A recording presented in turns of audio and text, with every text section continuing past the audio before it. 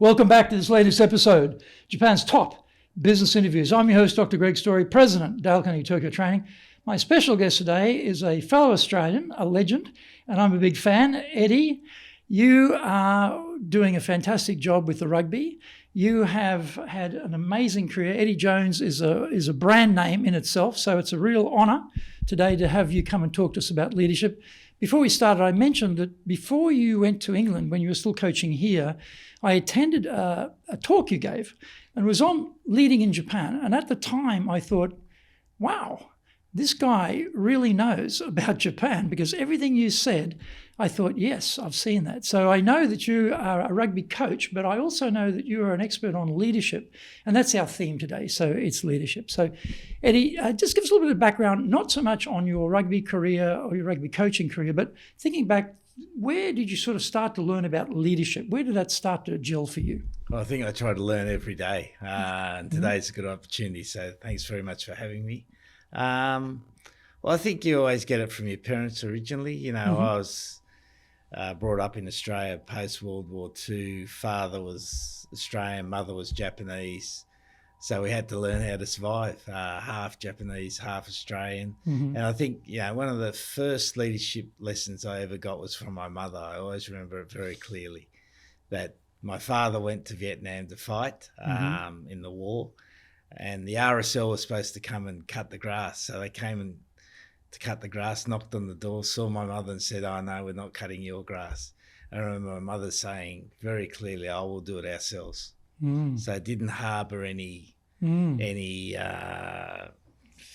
grief, didn't harbour any bad feelings. Let's get on with it. And I think, you know, leadership, you know, is always about that. How do you get on with it? How do you make the situation better? And when you first started moving from as a player into coaching, you know a lot about playing, but obviously when we go into a coaching role, and probably in those days, there probably wasn't any particular infrastructure around teaching us how to be coaches. I went through the Australian Coaching Council accreditation as a karate coach in my own case. So I remember going through that process. But, that came quite late in my karate career. So how about you? When did you first start to notice that you were learning things as a new coach about not the game of rugby so much, but the leading of the people? Well, I think, again, as a player, I was lucky to have a good coach in a guy called Bob Dwyer, who won the 91 He was very World famous. Cup. Yeah. And I always remember the one thing he did really well. He made you feel important. I can remember coming in the team the first time, the Randwick first grade team, and we were playing the Australian Club Championship, and I was sitting on the bus, fairly timid, fairly nervous, and he came and sat next to me and he said, "How do you think we'll go today?" And so it was just a way of showing you're important, care about you, which again is just a nice example of leadership. So from a player, I learned from coaches how to lead, and then I was lucky enough to be a school teacher as well. Right, so you had an educational background, right? So, and education, and particularly when I first started teaching, I was a casual teacher. So I'd come in and I'd take a class. His teacher was away, and usually you get the ratbag classes because the teachers are the noisy, troublesome kids. Yeah, they take the day off when they had the class they didn't want. So you quickly had to work out, right, I've got a room of 30 kids here. Who's going to make trouble for me? Who's going to help me? And so you're learning to get a group to work together. I remember, this is when the Broncos first started in the 80s. I'm from Brisbane, so I'm a big Broncos fan, of course. I went to a talk, John Rebo, who was the president, I think, of the club at that time. And I remember he gave this talk, and he was saying that with some players, it might be no pressure. And he was talking to a lot of Indigenous players. Those days, they didn't respond well to pressure. So for those players, he'd say, it's a beautiful day today. Go and enjoy your rugby. Zero pressure. For other players, hey, you're costing a lot of money to this club. We're expecting numbers. We're expecting outcomes, expecting results. You better get out there and get it happening, And that was a transition point, but it was the first time I'd actually heard someone in the rugby area talk in those terms, because I'd sort of grown up in the Ron Barassi halftime locker room, massive, oratory, Churchillian speeches, ranting and raving and getting him up on a massive adrenaline surge and sending him out to kill. Ron Barassi is a very famous AFL coach, Australian football coach in Australia, but that was a certain era too. So at what point did you sort of start to realise that the coaching became less of that rah-rah stuff and more individual person one by one in terms of how they are situated and what's going to appeal to them the most? Well, I think, coming from a teaching background, I already had the knowledge that was important, that of course you've got to get the group to work together, but individually you've got to find a way to get more out of each person or each player. And I think as the generations have gone on, that's become even more important. I think, young people today particularly want more one-on-one attention. And because they've got less group communication skills because of the amount of time they spend on their phone, that one-on-one time becomes even more important. Well, let's talk about that a little bit, because we're taking the theme of this is business, it's leadership, but leadership is leadership. Whether you're leading a team of players or you're leading a team in your organisation, it's the same thing, they're people. And so when you think about, and you mentioned it before, like you're coming into as a casual teacher, new classroom, and the same with teams. You come into a team, you've come from outside into the team, you're the new person, so, okay, I'm the leader, follow me. And I'm always reminded of that Yogi Berra quote about leading is easy. Yeah. It's getting people to follow you. That's the difficult part, right?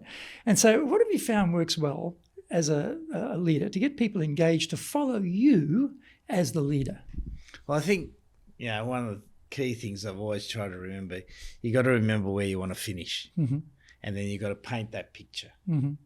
Paint the picture of where we're going.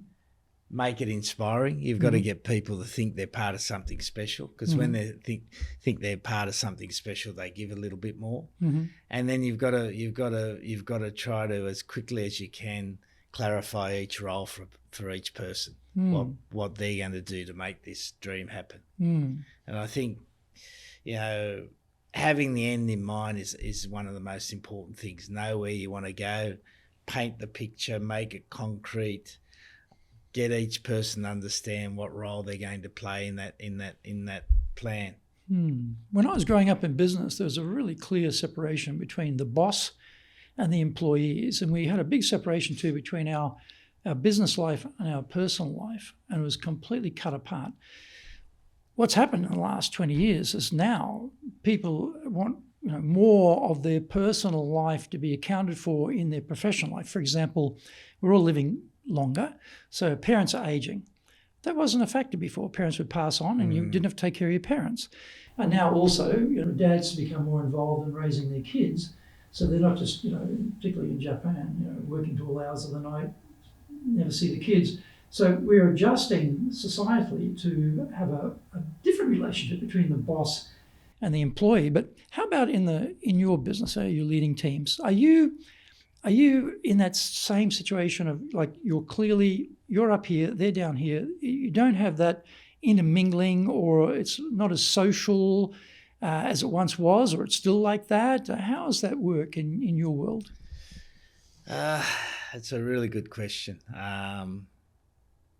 If I go back 20 years, I reckon most of the time you spent, 80% of the time you spent at the front of the room, leading. Right. And now I reckon you might spend the first part of your project at the front of the room, but now I think it's almost like you spend 80% of your time at the back of the room, guiding, coercing, encouraging, praising.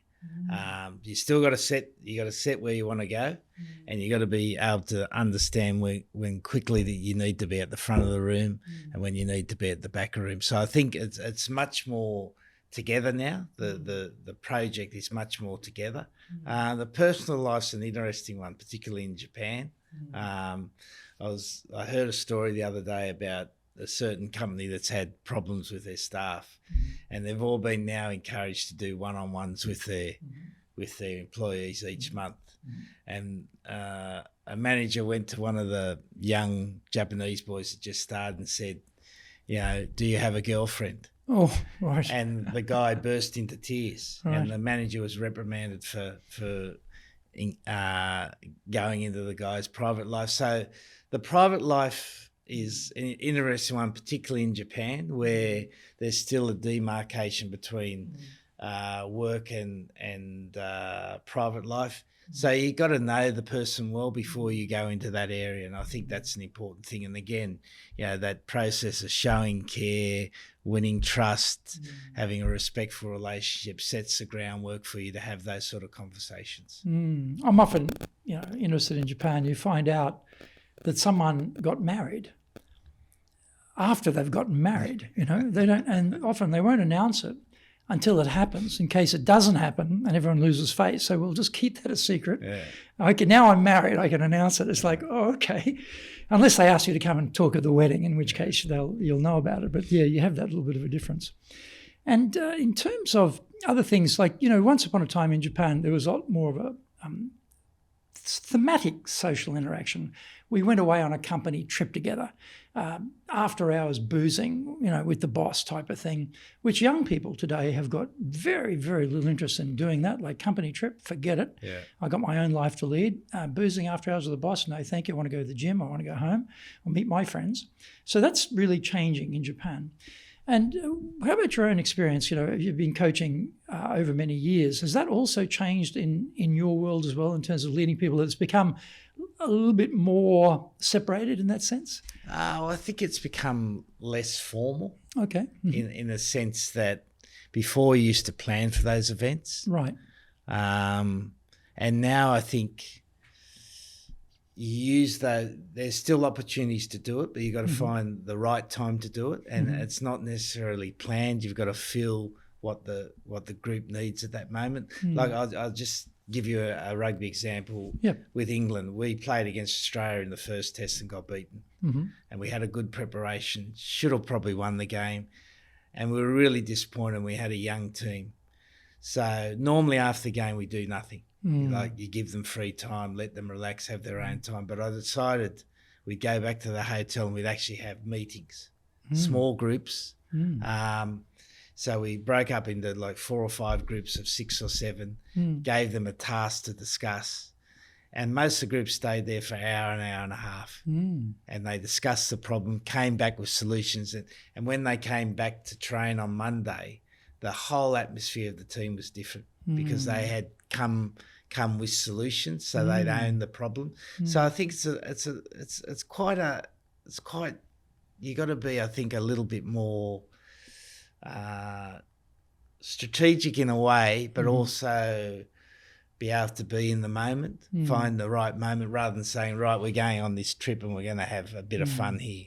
You've got to sometimes just pick the moment to have the fun, but people still need that. You still need to have any sort of leadership. There's a formal conversation, and the informal conversation is equally as important. And you raise a point there about idea generation too. I mean, often happens in business that we are usually a little bit older or a little bit more experienced, a bit more senior to the people we're leading. Plus, we're plugged into the world of those headquarters and everything's going on there and what's happening globally. We're foreigners, we speak English, we're plugged into the internet, in a way maybe Japanese or not, for what's going on in English anyway. And so we tend to be very, very good at coming up with ideas. We're good generating ideas. We've got ideas coming out of our head all the time. And sometimes, and I'm guilty of this, you forget, actually, how about their ideas? Forget about you're the only one here generating ideas. How many ideas have they come up with, and have you asked them? So have you found anything that works well? You just gave that example and so sort of triggered my idea that I ask you this. Things you found worked well to get ideas from people. Yeah, I was coaching a university yesterday, so young kids, all under the age of 22. And at the start of the session, you'd normally say, right, this is important, this is what we're going to try to do today. And I got them in the groups of 3 at the start of the session. I said, right, what's going to be important at training today? Give me your thoughts. And then, so a quiet group then became a noise, because they're engaged, they're talking in threes. Even the quietest first-year player can have a say in a group of 3 because they've got people's eyes. And then they come forward with the ideas, which generally speaking are never too far away from what the leader wants. You know, if you've got a reasonable connection with your group, if you're getting answers that are out here, then you know there's something wrong. So the answers should always be around, and so they feel like they're bringing forward their ideas, and again you get a bit more ownership, a bit more energy. So I think there's all those little ways of using smaller groups now to generate ideas, and particularly in Japan, I think that's so important. Because you ask a big group a question in Japan and it's silence. Yeah, whereas you get them in groups of 2 and 3 and they'll be natter, and you can almost test the quality of your question by the amount of noise that you generate or the amount of talk that you hear. Have you come across anything? I'm thinking that's rather informal in a way, small groups, that's good. I was thinking, have you come across anything in terms of a full group brainstorming, a little bit more formal style for coming up with ideas, or it hasn't come onto your radar? Oh, well, I think whenever you want to get good ideas, you've got to have small groups. Right. And then you bring them back together. Okay. But generating groups. You know, we did a bit of work with a neuro specialist in England, and he had some golden rules of life. First, to only ever have 3 points. So you go to a business presentation, you know, there's 75 slides, and everyone at the end claps, and you know no one's remembered anything. But the leader thinks like he's transferred the information, that's his job. But if you want people to learn, no more than 3 points. And he also had the golden rule, no more than 4 people in a group. Ah, okay, that's because if you've got 4 people, you can keep eye contact. And, right. and as we know, we're the only primates that have white of our eyes. So we can see whether people are interested or engaged or not. So always try to go back to that and then bring them together. So you might set up a general topic, right? This is what we want to discuss. Go away for 10 minutes in your small groups, come back, and that then gets some talking, and then you get a generation of different ideas. It's also, I guess, in Japan particularly too, for someone to step up and put up their idea, they're immediately thinking, well, what if people think it's a stupid idea and they're going to laugh at me? I'll lose face, so I don't want to put my idea up. Or they're looking around the room going, oh, so-and-so joined the company before me, so-and-so's a man, so-and-so's got a higher status than me, someone's older than me. And so they're self-containing their idea generation. And the other thing too is about the putting the idea out and judging the idea as it comes out rather than waiting for the ideas to be generated and then afterwards making some delineation of which ideas you like the best and prioritising the ones you're going to work with. I had an old boss who used to do that. You'd put the ideas up, he'd just fill at them as they came out. Oh, that's a stupid idea. We tried that already, it didn't work. Give me a better idea. It just killed everybody, right? So that idea doesn't work in terms of idea generation. It was horrible. But in terms of thinking about trust, again, when you come into a new environment as a leader, they don't know you, you don't know them. Yes, you have a status, you have a position power, but that's different to having trust. What have you found works well as a leader in generating trust with people? Well, I think the only way you can build trust is by again going back to, right, we want to end up here. These things are going to be important, and you stick to them. And then if someone asks you to do something, you do it. I think that's the only way you can build trust. When you say someone asks you to do something, you do it, you mean when the team are asking you to do something or you're asking them to do something? Yeah, well, both ways. Say we have a one-on-one and you come to me and you say you want more information on the ice skating. Right.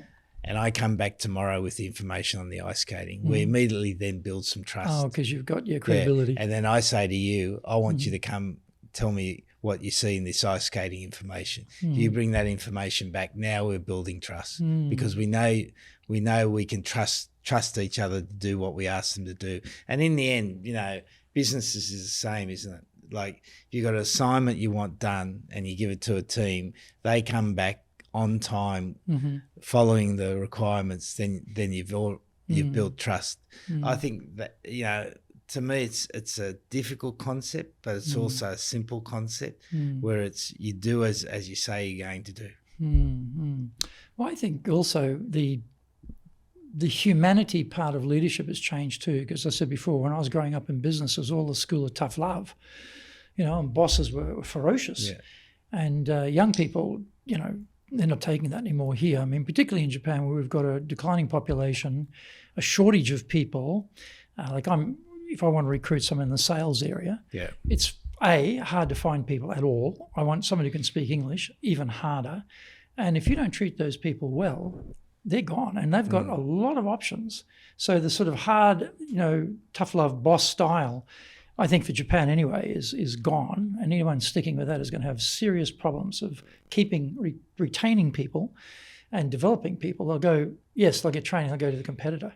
So I think we've had to change. I know I've changed, and that's maybe since I joined Dale Carnegie and started running the company in 2010. I know I have changed a lot as a boss. I was from the ferocious school of bosses. Ron Barassi. Yeah, tough, hard, driving. Yeah. But then Dale Carnegie sort of tuned me up a little bit to understand about the psychology of people a bit better, and I changed.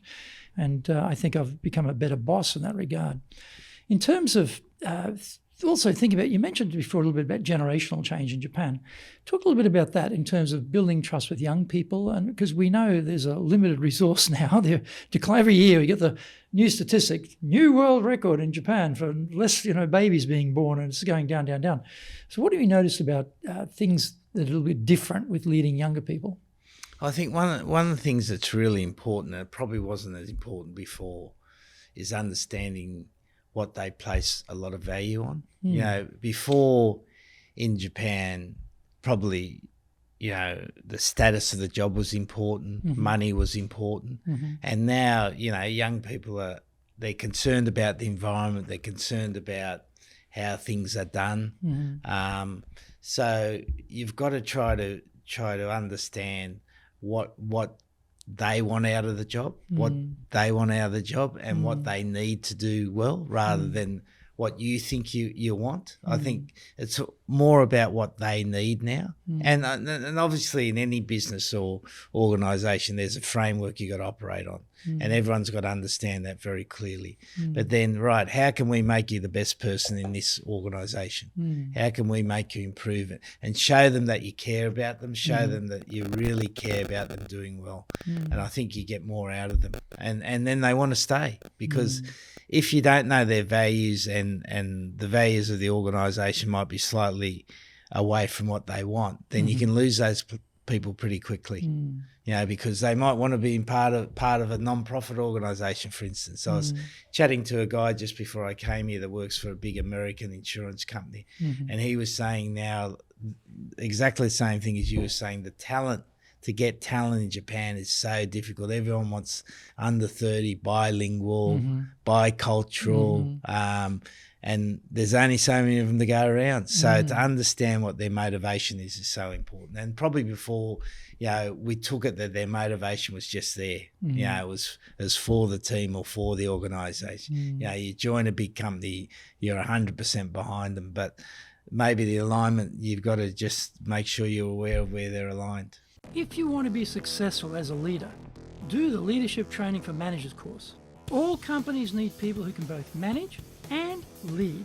Leading people screams out for real skills in communication, dealing with all different types of people, being excellent at innovation, planning, delegation, handling mistakes, doing performance reviews really well, and inspiring and motivating the team. Do the Leadership Training for Managers course now in either Japanese or English.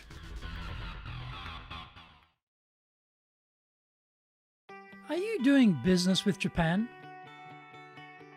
Do you really know how things work? Japan Business Mastery provides the answers. Do you have the right networks and know how to create them? Do you know how to get on the same wavelength with Japanese buyers? Do you know what being trustworthy looks like from the Japanese perspective?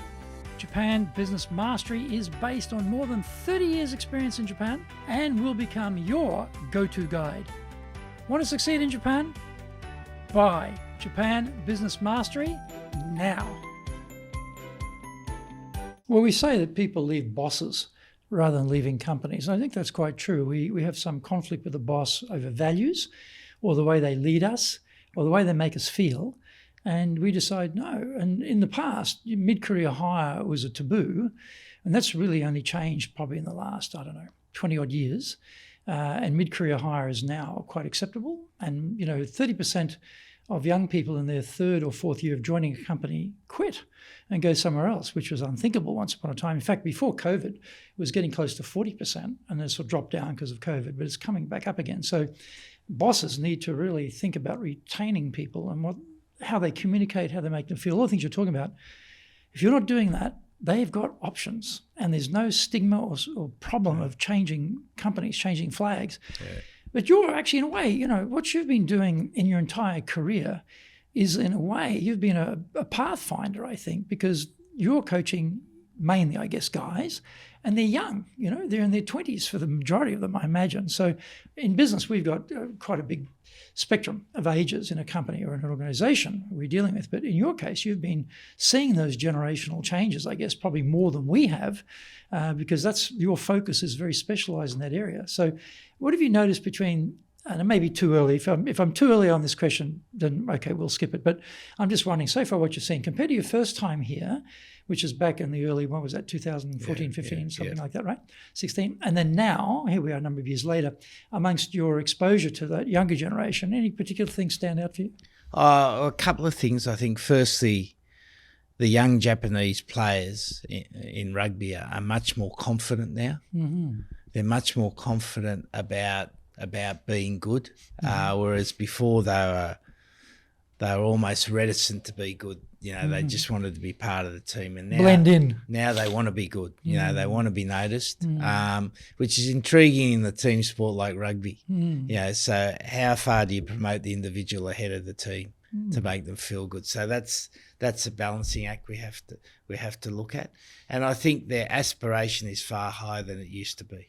Now if you're, for instance, a baseball player now. If you're a young baseball player, like 20 years ago, it was Giants or Buffaloes or SoftBank. Mm-hmm. And now a young player's growing up, I want to be the next Ohtani. I want to play for the Red Sox. I want to play for Dodgers. Dodgers. So that's changed the aspiration level. And I think, Japan as a whole has opened up a lot more. There are still pockets of quite tight Japanese society, but I think in most ways it's opened up a lot. And I think also the other thing I've noticed is the age gap. The older you get, I reckon, and I might be saying this because I want to think it, but it's easier to understand the young people. Whereas I find with people who are in their 30s and 40s, they struggle the most with the young people because they can't accept the changes. You should be more like me because we're closer. Whereas I don't expect to be like them, but what I try to do is understand what motivates them and what makes them want to work harder. Because at the end of the day, it's like business. We want them to work hard for the business and for the organisation. So I try to understand that. I've gone out of my way to try to study that. Like one of the things I've got a lot of value out is studying teaching now, because I think the teaching profession has changed so remarkably over the last period of time. That the way they teach kids now. Are you talking about studying the teaching profession here or offshore? More so in America and Australia, but I think it's starting to change in Japan slowly. That there's much more engagement of the students and the pupils now. It's no different to work. How do we engage them? How do we make them feel good? How do we make them want to work a bit harder? So it's still the same process. And every time you have any sort of get together, it's a chance to build the culture of the organisation. It's a belonging opportunity. And so the old fashion of having people having seats looking at the back of people's head. Like you can't engage anyone by looking at the back of their head. So the more you can get people to look at each other at meetings, engage each other, talk to each other, it's a chance to build the culture of the organisation. I mentioned that we met when you were here previously coaching Japan, and I remember that talk you gave. You made a very interesting point. You said, look, I sit in the stands and I coach from there. I can't be on the field directing them. You mentioned the point that if you gave them a certain play to run at that time, the Japanese players would run that play every time perfectly, even though what was going on in the field was a complete mismatch for that particular play, because they didn't have the confidence to take responsibility to make a decision on the field without reference to you, because they can't reference to you. This is what's happening in the play. This is what we need to do now. Let's do this. And what do you think? Has that changed now? Are they? You mentioned they're a little bit more confident. They want to be doing better. Have they now got that ability to take the risk and take the accountability for the risk of the decision? Well, it's almost like, it's a great question. I reckon it's almost like a tipping point at the moment where players want to do that, but to do that, you've got to have knowledge. And to have knowledge, you've got to work hard off the field. And now, particularly in rugby, and it might be the same in business, previously when a company employee was playing rugby, it was the highlight of the day to go to rugby training. So you wanted to talk rugby, drink over rugby, eat over rugby. But now the players, because they're professional, as soon as they finish rugby, they want to get away from it. But that's the important learning time. And, the old-fashioned Japanese get-together for a drink, there was a reason for that. I find a lot of things in Japanese society fascinating. You just, we live in Shibuya, and there's a little area where there's a sento, a bath. Sento. And it's almost like Japan was set up to relax after work, And now that's modern world relaxation. That was the end of every day. And Japanese drinking was a way to reflect on the day's work. And a lot of the truths of the day came out then. So with rugby now, they've got the formal education, but the informal education is the one where we have to be the most creative, where they still have to talk about the game, but they have to do it on their terms rather than someone else's terms. And so to have that informal education then gives them the knowledge to be able to make decisions on the field. Because at the end of the day, you can only be confident when you've had success in doing it. And success comes from practice. I noticed you probably missed COVID here because you're in England, and so here it was locked down. It was everyone worked from home. We worked from home. We moved all of our training from the classroom to online. So we still had get-togethers. We'd make everyone come together to at least see each other. But what I noticed in April last year, I said, okay, the dictator in me, right, we're all going back to the office, because I started to notice that the threads connecting a team was starting to weaken, and I could see we're drifting apart here. And so we went early. A lot of companies still haven't gone back 5 days a week, but we went back 5 days a week. And what I've noticed since we've come back is that people are chatting. Like we have an open plan office. I don't have everything. I don't have my own office on the floor with everyone else, so I can hear what's going on. And the boss in me, 20 years ago would have been saying, "Get back to work. What are you chatting like that for? Stop goofing off." But now I realise that chat, that casual chat, it's about work. It's just casual, but it's that bonding part. It's that conversation part of gluing people together. And we had one person left us. She joined us in January 2020, just before COVID. We understood COVID. And she never made any friends because she went home. She was working in her bedroom at home in her parents' place, in Shinjuku. Hardly ever came to the office, never had any friends. And then she got, poached by a bigger company. And I thought about that. I thought, she didn't have any friends there because she never had that chance to connect. So that human dimension, that chatting, that casual connection, I think that's, if we look at the example of COVID, it's we should have known it, but it sort of reinforced the importance of it for me anyway. I'm happy to see when I see people chatting like that, I think, good, they're befriending each other. They're getting that human connection down. I think it's almost like leadership conferences. You go to a leadership conference and we think, if we're speaking, we think the speech is the most important thing. But that only creates an opportunity for people to talk, and you find all the good conversations happy around the coffee or the morning tea or the afternoon tea, where they talk. Greg said this. This happened here. I did this, and then people start to exchange ideas, and again, that's where you build the trust. What about culture? In most organisations, you have headquarter culture, you have Japan culture, and then you have, the Eddie Jones culture or the Greg Story culture of our leadership. So in terms of building a culture, what have you found has worked well? Because you've actually, you've trained a lot of different nationalities, a lot of different teams. And so everyone's got a certain culture of that country, that society, that language. But also you as an individual, as a leader, you've got the Eddie Jones culture that you bring to it too. What do you found works well to draw a culture together? I'll give two different examples there. With Japan, I took over Japan in 2012 and I thought there's something missing about the Japan team and I wasn't quite sure. So I went back and I paid someone to do a study of samurais because I wanted to understand what samurais did in Japan, because although young people don't have any relevance, they don't see any relevance, it's what a lot of their parents was brought up on, all the concept. So we came up with 4 or 5 values and we imposed it on the group and it worked. Hard work, loyalty, trust, respect. But we made those behaviours really concrete and that worked really well, Then I went to England and I did the opposite.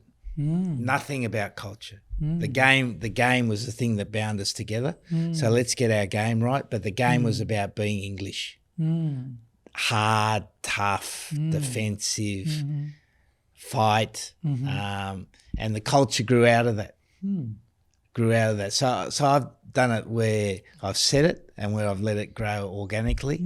And I'm not sure why I did that. I really don't. But I think you can be too set in saying, right, I'm going to do this, rather than, again, getting in, seeing what the group needs. How can you get them to have behaviours that are consistent? Because what you're looking for are consistent behaviours in the culture. You walk into your company and you know what's important. You don't need, someone doesn't need to tell you. You can feel it's important. So whether it be, paying attention to the nth degree of the work or punctuality, whatever it is. The other part, though, I think is really interesting for people working in Japan is that you've got to understand, I think, what's in the people's main culture, what's really important. What do they place a lot of value on?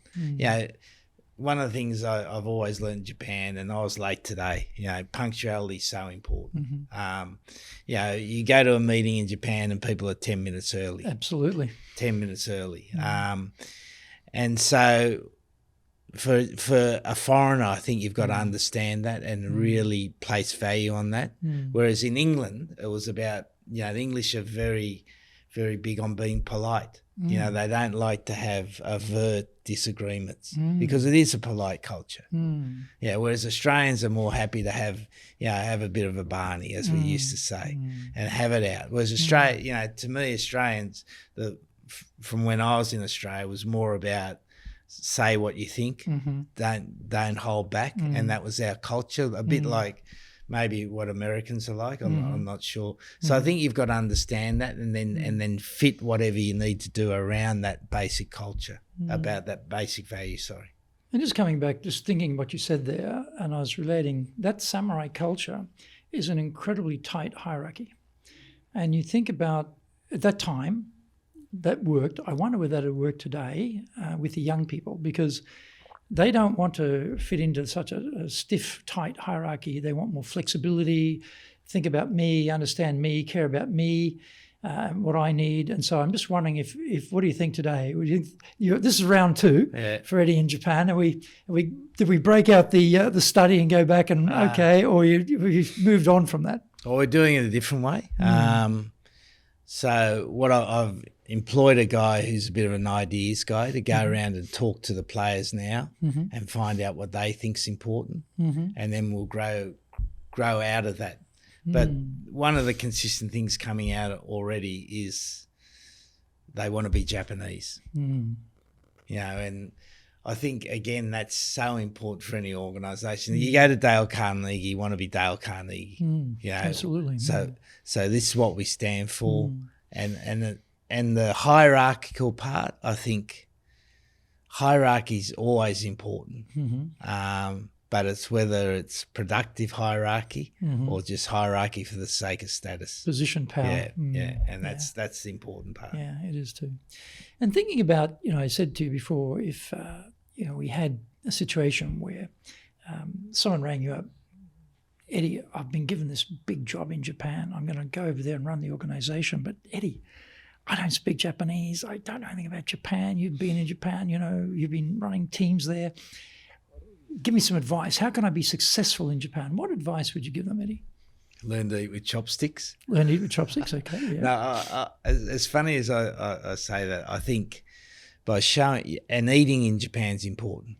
Like, I think the ritual of eating in Japan is so important that you pay attention to people. And I think if you show that you're prepared to learn how to eat with chopsticks, you're always saying, I'm going to try to be a good citizen here. So I think that almost like the way of saying, right, Japanese, being in Japan is important. I think that's one thing. I'll tell you a funny thing about that. I saw a thing, and I think it was a JAL in-flight magazine once, and it had a little thing there on how to hold the chopsticks correctly. Yeah.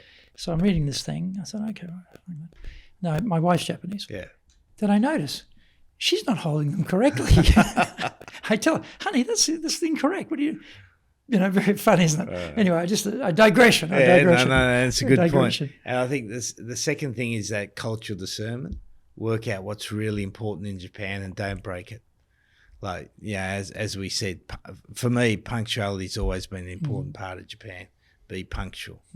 And then from that, then create the environment you need, but don't go away from those. Almost like every culture's got non-negotiables. Don't break the non-negotiables. And if they've been doing it a different way, don't say that's stupid. Find out why they've been doing, because for everything that happens in Japan, and look at the country. You just look out here, for a country that was bombed after World War II. They know how to do things. So don't think it's stupid. Find out why they're doing it, and then if you think you can do it a better way, present a really strong rationale as to why.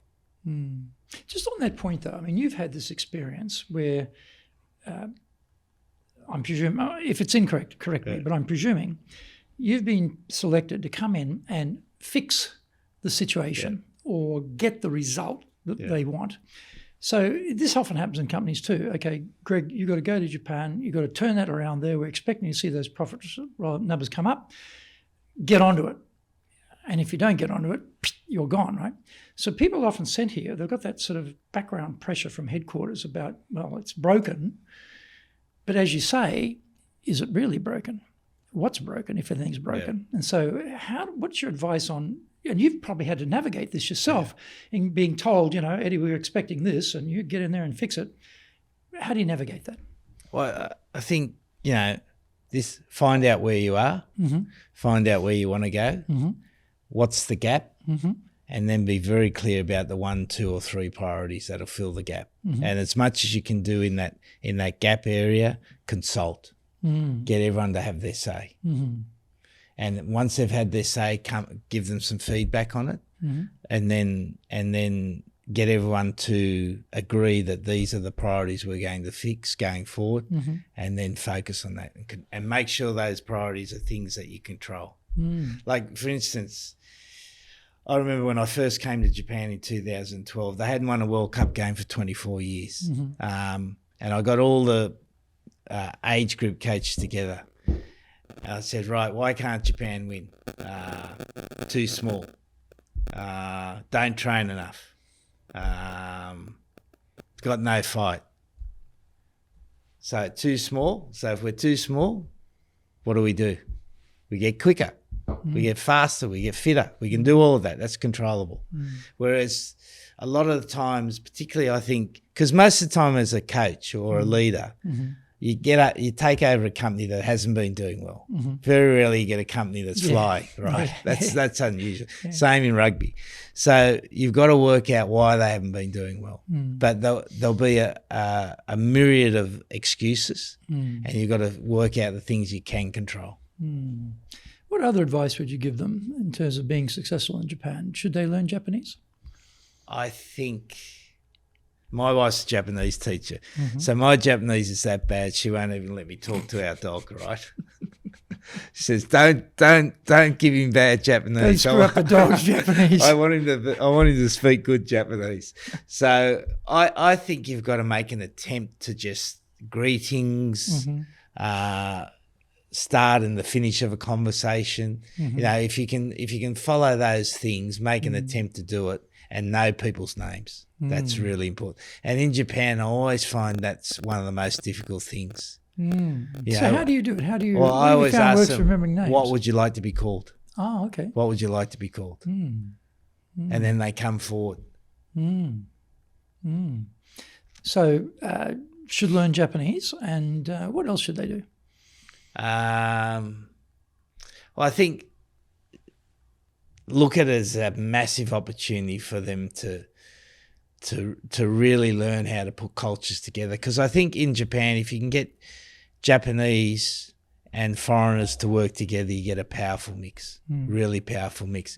And you know, in the room, if we're sitting here now and there's Japanese sitting there, a Japanese come in, they'll come and sit with the Japanese, right? A foreigner comes in, they'll come and sit with us. That's how people operate. So when you can create situations where you get them to mix and interchange, that's when it's really powerful. And I think Japanese people, in rugby, they're the toughest people in the world, really tough. Like I went to a high school last couple of weeks ago, 30 kids, they're training in a room, not much bigger than this on mats, because they can't train outside because the dirt's frozen. Right, and it's dirt, not grass, dirt. Like it is in Australia. So you look at it, any other country in the world, it just wouldn't happen. So they're tough people. They're really tough. And again, the country's shown post World War II how tough they can be. And within the young people might seem softer now. People might see them as being that. They want to make easy choices, but they're not. You got to create the right environment for them. That's interesting, because I do think a lot of people. Well, maybe every generation thinks the succeeding generation are a bunch of wimps. They should be toughen up, fly straight, be hard like we were. Maybe we all think like that. But I just wonder, as societies become more flexible, people's requirements have become more individual, that maybe we do think that Japanese are softening up and haven't got that core anymore, that samurai core, that hard core. But what you're saying is you think they have. And you think about young people today, the amount of pressure they get from their phones. Yes. Social media, nothing that we had to put up with. And now, whether you like it or not, that's a part of their life. So remember you used to go to the toilet, right? And someone would write, Dale Carnegie's a waste of time, right? And now anyone can do that on the internet, and 5,000 people can see it. 10,000, 20,000, and people believe it's true. Before all we had to do was go to the toilet, get out of the toilet, and it was gone. So the amount of external pressure kids get now is huge, and we've got to understand that for them. And you're the one who's doing that, because that's the age group that you're coaching. What's your definition of leadership, Eddie? Being able to influence others to be better.